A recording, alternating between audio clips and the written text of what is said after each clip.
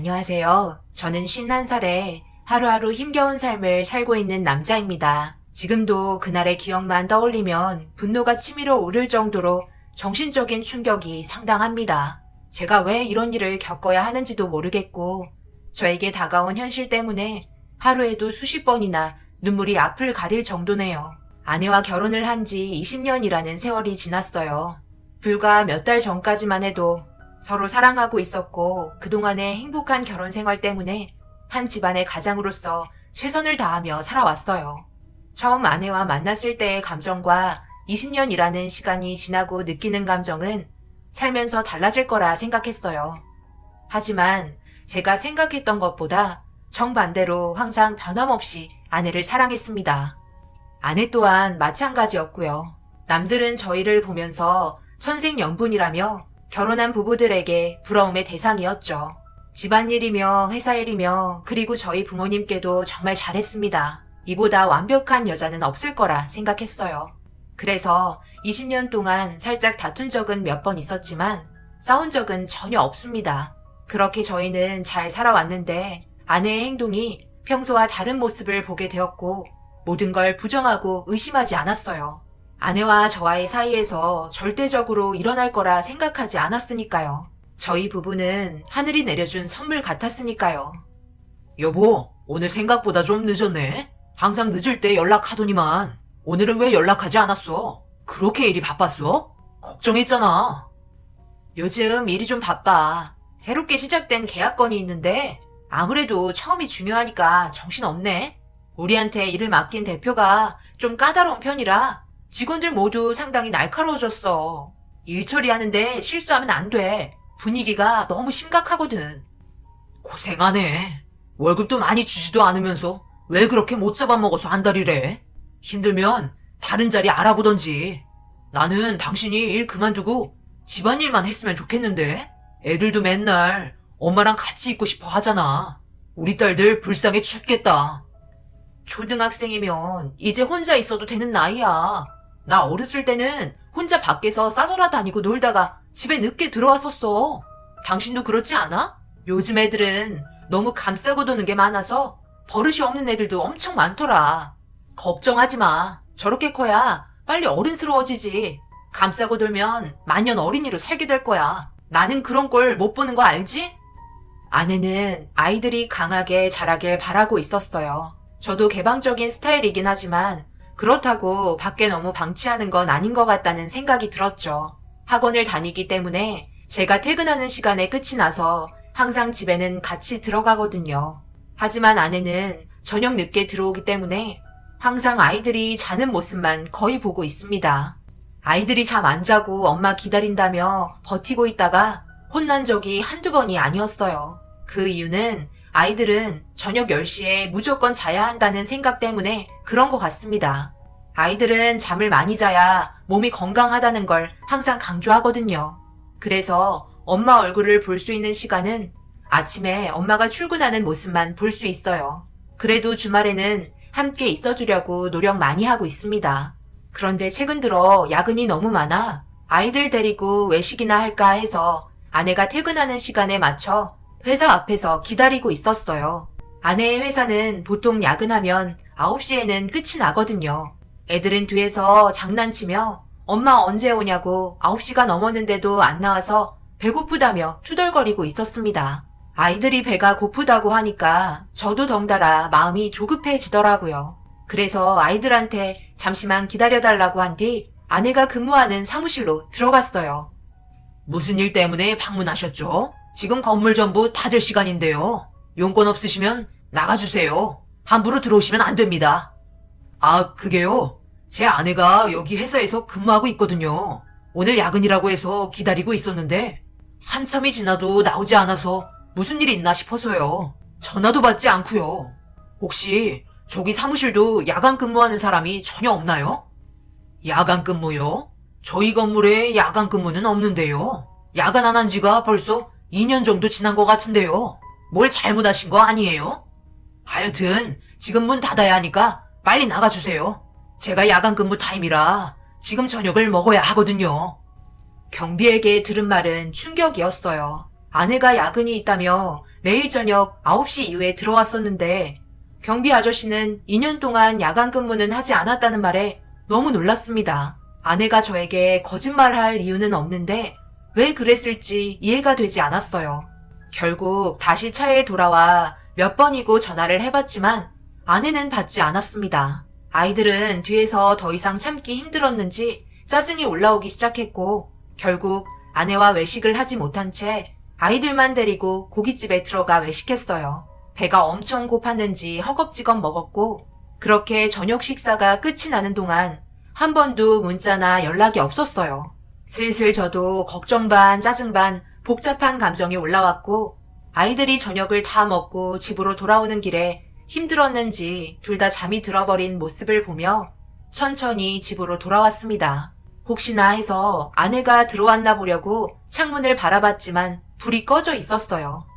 결국 아내와의 연락은 끝내 되지 않았고 저는 앞뒤로 아이들을 끌어안은 채 힘겹게 자리에 눕혔어요. 그리곤 한 명씩 깨워서 씻기고 다시 재웠습니다. 완전 녹초가 된 상태에서 몸도 힘들고 지친 마음 달래려고 맥주 한잔하며 쉬고 있는데 그제서야 아내에게 연락이 닿았어요. 급하게 전화를 받으면서 긴 시간 동안 참았던 감정이 터졌고 제가 화를 내자 아내는 당황했는지 왜 화를 내냐며 저를 이상한 사람처럼 대하며 대화를 이어나갔어요.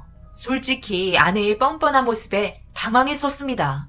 지금 시간이 몇 시인지 알고는 있는 거야? 내가 몇 번이나 전화했는지 알아? 한마디 말이라도 하던가. 아니면 문자 한 통이라도 하면 내가 이렇게까지 화를 내겠어? 지금 어디쯤 온 거야? 거의 다 왔어? 아니, 오늘 나 못 들어가. 친구 집에 있어. 술을 좀 먹어서 피곤하기도 하고 이제 출근 시간 얼마 남지 않았는데 집에 들어가면 언제 또 출근해. 여기서 자고 바로 가는 게 좋지. 아이들은 잘 있지? 뭐라고? 자고 온다고? 내가 당신 데리러 갈까? 그게 좋겠네. 아이들도 자고 있으니까 후딱 데리러 갈게. 뭘 데리러 와? 출근하기까지 3시간 남았는데 나 지금 너무 피곤하니까 이따가 점심시간에 다시 통화하든지 해.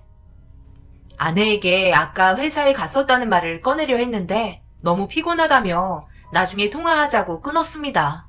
일방적인 결정에 서운해지기 시작했고 집에 들어오게 되면 진지하게 대화를 이어나가야 할 것 같았어요. 결국 잠 한숨 못 자고 아이들 깨워 학교 보냈습니다. 아이들 헝클어진 머리하며 간단하게 요기할 거 어느 정도 먹이고 정문에 들어가는 것까지 본 뒤에 저도 출근했어요. 이때 당시에 학교를 매일 등교하는 기간이었어요. 저도 회사로 출발하면서 이런저런 생각을 하며 아내의 행동에 대해 곰곰이 생각해 봤습니다. 2년 동안 야근이 없었고 전날에 엄청 늦게 전화해놓고 친구 집에서 자고 다음날 온다는 게 어떤 의미인지 생각했어요. 그래서 회사에 출근해서도 일이 손에 잡히지 않아 오랜 기간 같이 근무한 동료가 저를 보며 하루 종일 이상하다며 무슨 일이 있었는지 물어봤고 제일 친한 친구에게 문제가 생겨서 고민이라며 핑계를 댄 뒤에 제가 겪은 전날의 일들을 회사 동료에게 털어놓게 되었습니다. 하지만 회사 동료가 바보는 아니기 때문에 어느 정도 눈치채고 있는 것 같았어요.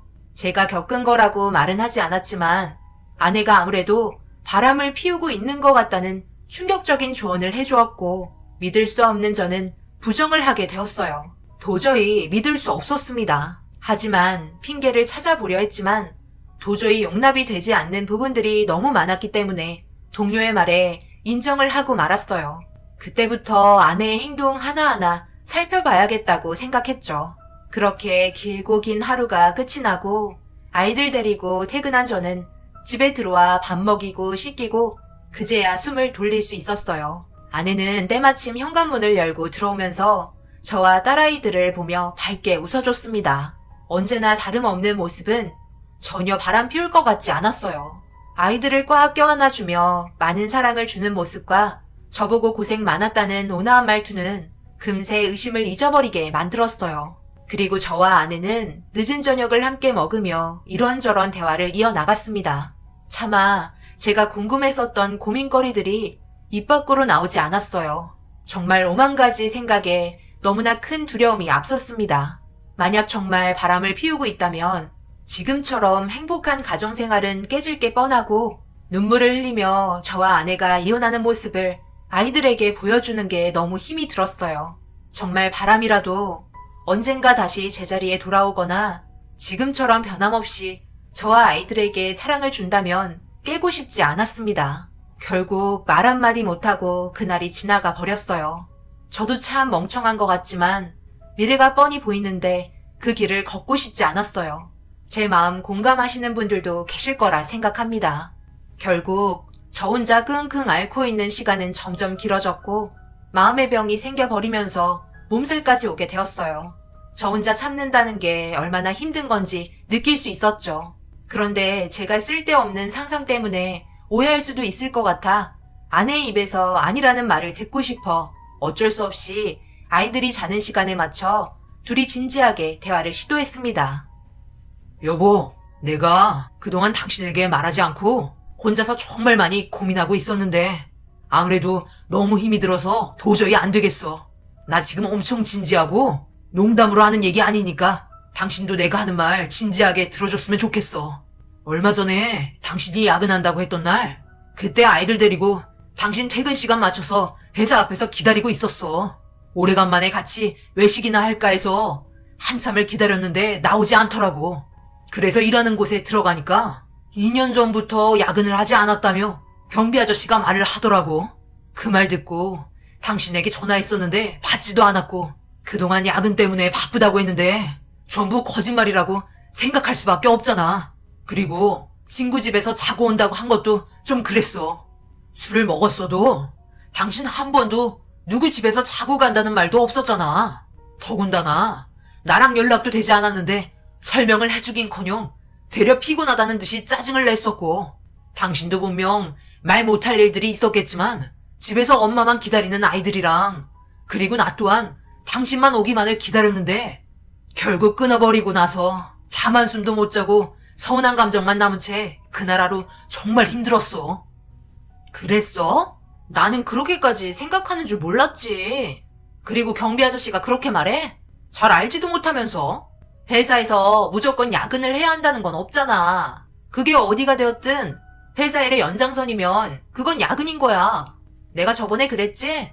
새로 계약된 일들 때문에 바쁘다고.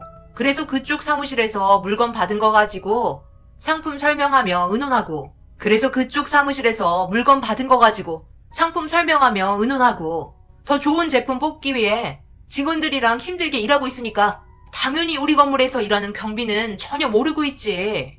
그리고 그쪽 회사 근처가 내 친구가 살고 있어. 어차피 다음날 또 일해야 하는데 여기까지 와서 잠도 못 잘 거 차라리 가까운 친구 집에서 잠시라도 눈 좀 붙였다가 바로 회사로 가는 게 좋잖아. 나도 내 몸이 어떤 상태인지 알고 있으니까 어느 정도 조절을 하는 거야. 그리고 내가 매일 야근하는 것도 아니었잖아? 그러니까 굳이 당신한테 2년 전부터 야근을 하지 않았다고 말할 필요도 없었고 지금 그런 일 때문에 혼자 소갈이 하고 있었어? 그렇게 의심되면 내가 일하는 곳까지 전부 확인해봐. 친구한테도 물어보고 그래야 당신 마음이 풀릴 것 같아? 나를 아직도 모르는 거야? 당신한테 오히려 내가 더 서운하네.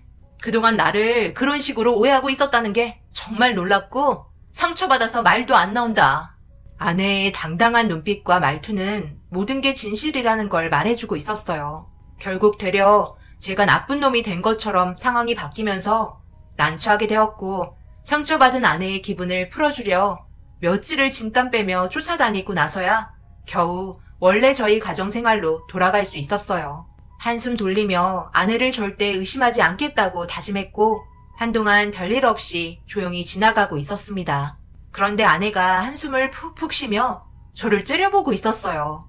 무서울 정도로 째려보길래 제가 뭘 또 잘못한 게 있는 줄 알고 무슨 일이냐고 물어보자 충격적이게도 아내가 임신을 했다며 저에게 테스트기를 보여줬고 선명한 두 줄을 가리키고 있었습니다. 엄청난 절망이 찾아왔어요.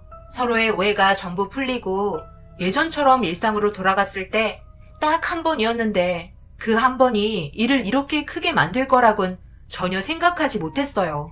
난감한 표정으로 아내를 바라보니 어쩔 거냐며 화를 내기 시작했어요. 근데 도대체 뭐가 문제인 거지? 당신 시술 받지 않았어? 루프인가? 그거 하면 임신 예방할 수 있다고 했었잖아. 나도 그렇게 알고 있긴 하지만 그게 100%는 아니잖아. 희박하지만 확률이 있다고 하긴 했었다고. 그런데 어쩔 수 없잖아. 셋째 가져야지. 그래도 하늘에서 내려준 선물인데 이번만큼은 딸이 아닌 아들이었으면 좋겠다. 지금 그게 말이라고 하는 거야? 임신하는 게 얼마나 힘든데. 뭔가 불안하다 했어. 내가 애만 낳는 기계도 아니고. 아내는 임신했다는 자체를 엄청 짜증을 내고 있었어요. 자기한테는 자유가 없다며 슬퍼하기 시작했어요. 제가 할 수 있는 말은 미안하다는 말밖에는 없었고 그저 고개를 떨구며 출산하면 전적으로 제가 돌봐준다고 아내의 걱정거리를 최대한 줄여주려고 노력했어요. 아내는 더 이상 말하기 싫다며 방문을 쾅 닫으며 들어갔습니다. 전혀 예상하지 못했던 일이 벌어지니 저도 어떻게 해야 할지 몰랐고 한동안 눈치 보며 조용히 지냈어요. 그렇게 아내는 회사를 계속해서 다녔고 어느 정도 배가 불러오기 시작할 때부터 회사를 잠시 쉬기로 결정을 하게 되었습니다. 양가 집안에서는 아들일 것 같다며 많은 기대를 하고 있었어요.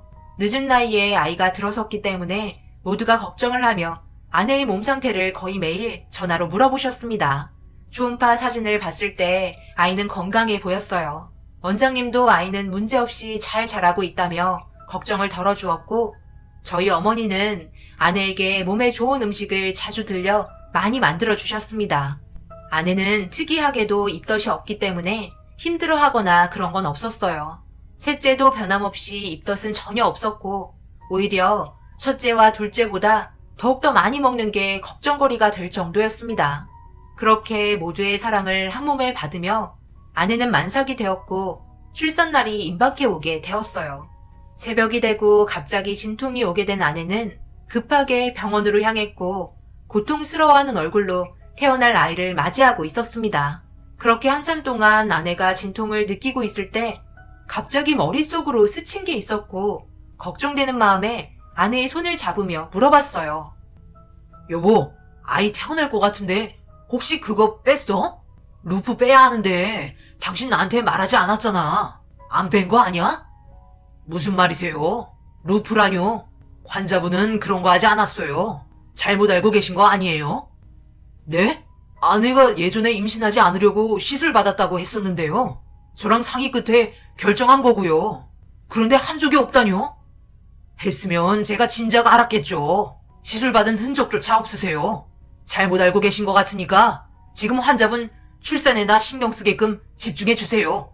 아이가 워낙 커서 잘못하면 수술을 해야 할지도 모른다고요. 환자분, 힘이 빠졌어요. 힘 주세요.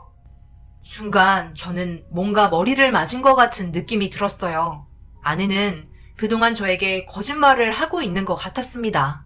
임신했다고 저에게 화를 낼 때도 아내는 시술을 받았지만 희박한 확률로 임신을 한 것 같다고 얘기했었는데 그것조차 거짓말로 들통나게 되니 순간적으로 아내는 당황했는지 출산하려고 힘을 주다가 힘을 빼게 되었고 그때부터 집중을 하지 못하는 것 같았어요.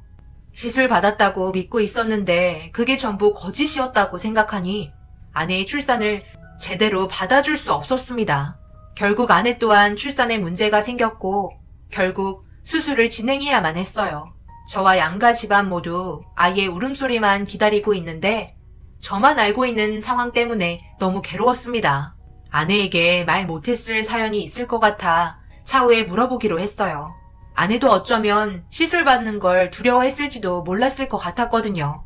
왜냐하면 저 또한 정관 수술을 두려워했었고 결국 수술을 받지 못했는데 아내도 저와 같은 입장일 것 같았습니다. 그리고 잠시 뒤 아이의 힘찬 울음소리가 분만실을 가득 채웠고 저와 양가 집안 모두 자리에서 일어나게 되었어요. 그렇게 출산이 끝이 나고 아내가 먼저 병실로 옮겨졌고 깨어나지 못한 상태로 있었습니다. 그리고 잠시 뒤 병실 안으로 아이가 들어왔는데 충격적이게도 태어난 아이의 얼굴을 본 순간 양가 집안 모두 경악을 하고 말았어요. 저는 그 자리에서 털썩 주저앉았고 저희 어머니는 아이한테 무슨 일이 생긴 거냐며 걱정스러운 눈빛으로 바라보고 있었습니다. 너무 놀라서 흔들리는 다리를 겨우 붙잡고 다시 태어난 아이의 얼굴을 다시 봤는데 아직 아기라서 그런지 확실하게 장담할 수는 없었지만 아이가 외국인처럼 생겼었고 머리색은 밝은 갈색을 띠고 있었어요. 거의 금발에 가까웠어요. 원장님께 아이가 바뀐 건 아니냐고 물어봤지만 그 시간대 출산은 저희뿐이었기 때문에 전혀 바뀔 일은 없었습니다. 원장님은 어느 정도의 시간이 지나고 아이의 상태를 다시 확인해보자며 지켜보기로 했었고 때마침 아내가 정신이 들었는지 힘겨운 얼굴로 저를 불렀습니다. 저와 양가 집안 모두 아내에게 고생했다는 말을 할 수가 없었고 당황해하는 얼굴 표정을 감출 수 없었어요. 저희가 난감한 표정을 보이자 아내 또한 뭔가 이상하다는 걸 느꼈는지 아기를 보여달라며 재촉했고 제가 아이를 들어 아내의 품에 안겨주자 아내는 아이를 보며 경악을 하고 있었습니다. 아내의 얼굴을 아무 말 없이 바라보고 있는데 저를 보며 아기가 문제가 생긴 것 같다고 눈물을 보이기 시작했고 정말 아기에게 문제가 있는 건지 확실하지 않다는 원장님의 말에 조금 기다려야 할 것 같다고 불안에 떨고 있는 아내를 진정시켜 주었어요. 하지만 시간이 점점 흐르기 시작하면서 문제는 점점 커졌고 아내의 얼굴 또한 어두워지기 시작했습니다. 너는 지금 조리원에서 몸조리를 받을 양심이 있는 거니? 이건 아기한테 문제가 있다고 말할 수 없겠구나. 솔직하게 말해라. 도대체 누구니? 어디서 뭘 어떤 식으로 행동했기에 이런 아이가 태어난 거야? 바른 대로 말하지 않을래? 내가 지금 여기에서 머리채 잡고 흔들어야 얘기할 거니? 처음에 태어나자마자 긴가민가 했다만 지금 봐봐라. 딱 봐도 외국인 아이잖니? 어떻게 굴러다녔길래 외국인 아이가 태어날 수 있는 거야? 그러면서 우리 아들 아이라고 그동안 생색내며 온갖 좋은 음식 다 받아 먹은 거니? 지금 당장 이혼해라. 아들, 뭐하고 서 있어? 이혼 서류 얼른 가서 가져오지 않고 오늘 당장 이혼 도장 찍어야겠다. 법적으로 아주 처참하게 응징해줘야겠어. 내가 그동안 저런 것을 며느리라고 사랑해준 내가 한심하다. 뭐라고요? 무슨 말을 그런 식으로 하세요? 만약 아이에게 장애가 있다면 어쩌려고요? 모든 게 아직 확실하지 않잖아요? 정 그렇다면 유전자 검사해보면 되는 거 아닌가요? 얘 미호가 네가 확실하게 얘기해라. 이 아이가 우리 박서방 아이가 맞는 거잖아. 그렇지? 빨리 대답하래도. 너에게는 전혀 잘못이 없는 거잖니. 왜 말을 못하는 거야? 미옥이 너 정신 안 차릴래? 장모님이 아무리 대답을 해도 아내는 완전 정신이 빠진 사람처럼 멍하니 있었고 더 이상의 말은 하지 않았어요. 그건 인정한다는 소리였고 장모님은 결국 그 자리에서 털썩 주저앉고 말았어요. 아내의 두 얼굴이 밝혀지는 순간이었습니다. 어떠한 변명이라도 좋으니 무슨 말이라도 하라고 소리쳤지만 아내는 고개를 떨군 채 아무 말 하지 않았어요. 결국 태어난 아이에겐 미안하지만 뭐든지 확실한 게 좋은 거라 생각했고 유전자 검사를 진행하게 되었습니다. 그리고 아내는 처가댁으로 들어가 지내기로 결정했고 당분간은 얼굴 볼 일이 없었으면 좋겠다고 통보했어요.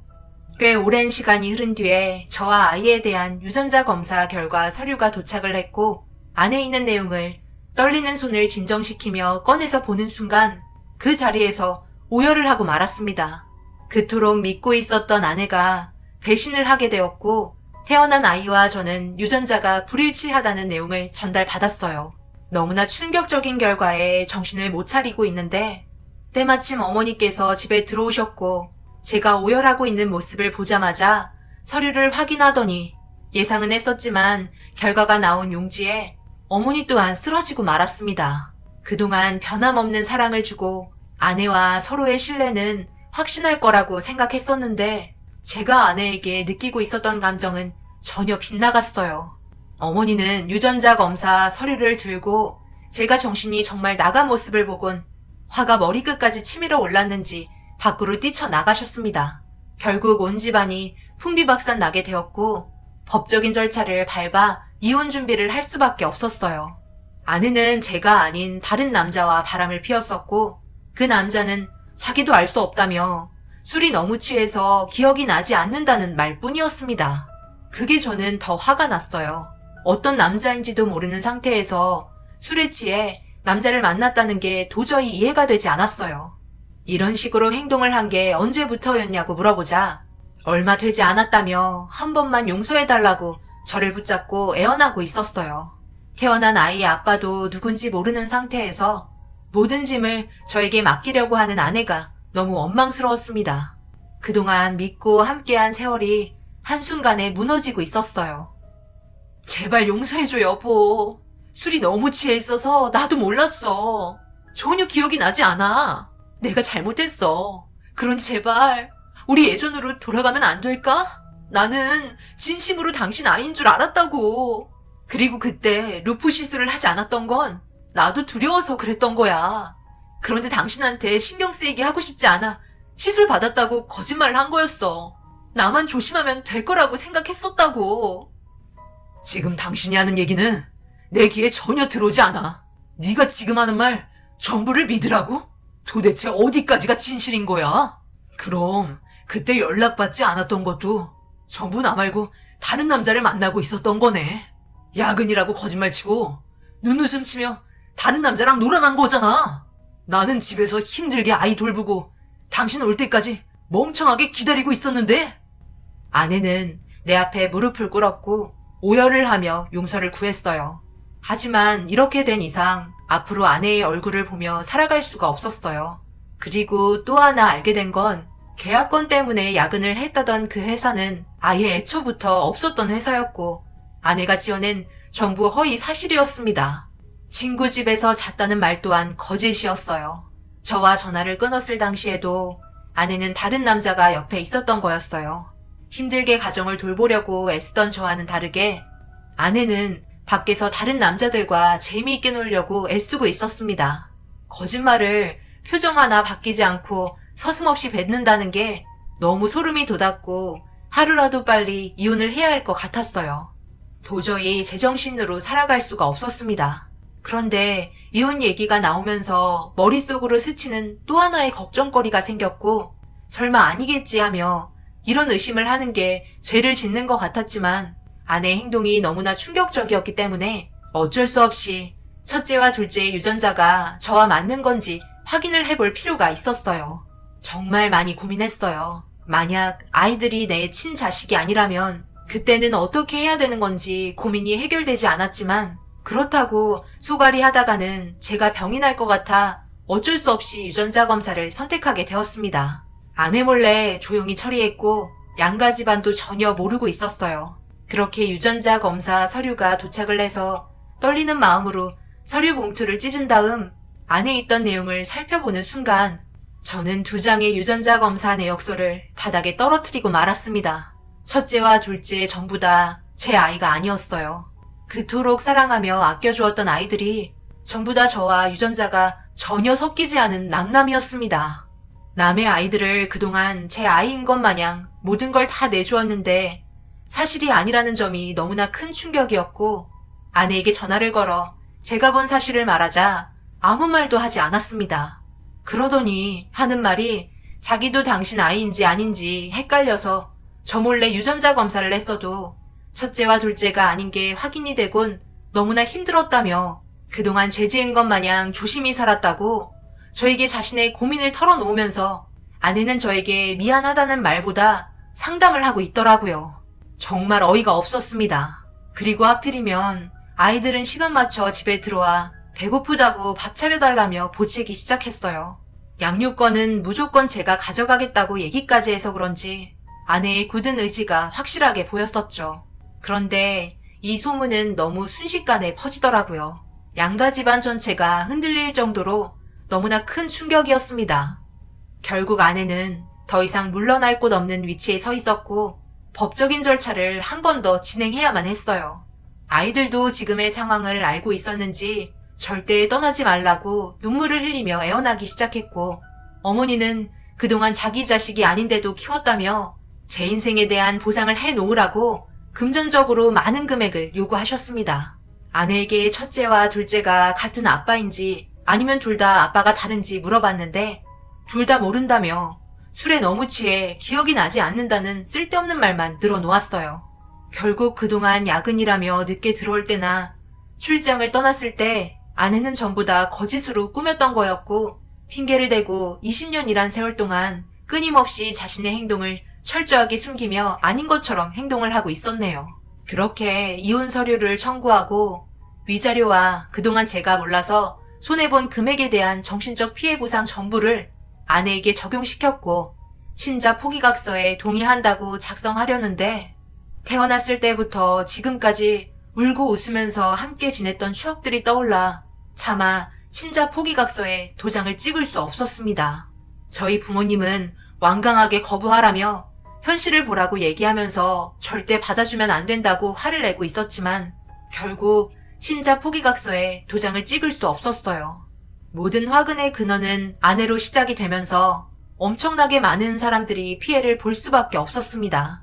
제가 첫째와 둘째를 데려온다고 한들 저희 부모님께 사랑을 받지 못할 테고 차라리 처가댁에서 보살핌 받는 게 오히려 미운 털 안 박히고 잘 살아갈 것 같아 고민 끝에 결국 친권 포기각서 작성했습니다. 그리고 저는 더 이상 아내와 법적인 부부가 아님을 결정짓게 되었어요.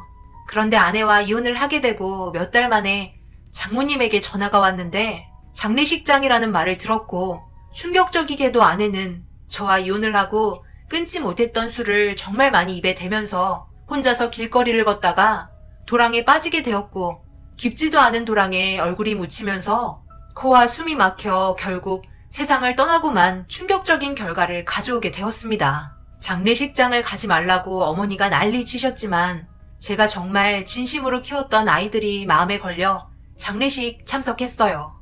아이들은 저를 보자마자 달려와 보고 싶었다며 눈물을 흘리면서 아내가 세상을 떠난 걸 받아들이지 못하고 있었어요. 저는 결국 나은정보다 기른정이 우선이라고 첫째와 둘째를 현재 제가 데리고 있습니다. 저희 부모님은 불만이 많으셨어요. 하지만 저는 아이들을 놓칠 수 없었어요. 마지막 셋째까지는 현실적으로 받아들이기가 힘이 들어 그때 상황에 아내가 만났을 시간대를 찾아 남자를 찾고 있습니다. 잡히게 될지 모르겠지만 세 번째 아이한테는 정이 가지 않습니다. 하루빨리 친부가 잡혀 데려가길 바라고 있어요. 그리고 그 기간 동안 장모님이 아이를 돌봐주고 있네요. 이런 일들 때문에 저는 현재 하루에도 수십 번 괴로워하고 있고 정신적인 충격에 병원에서 검사까지 받고 있습니다. 자기는 술 먹고 세상 떠나면 그만이지만 남아있는 저와 아이들은 어쩌라는 건지 정말 한심하고 무책임한 것 같네요. 자신이 초래한 결과에 대한 벌을 받았다고 생각하지만 뭔가 찝찝한 건 아직까지 남아있는 상태입니다. 제 사연을 들어주신 분들은 제가 앞으로 어떤 식으로 지금의 상황을 헤쳐나가야 할지 인생 경험이 많으신 여러분들의 생각을 듣고 싶습니다.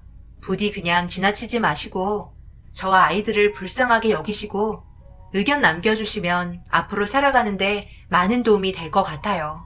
제 사연 들어주셔서 정말 감사합니다.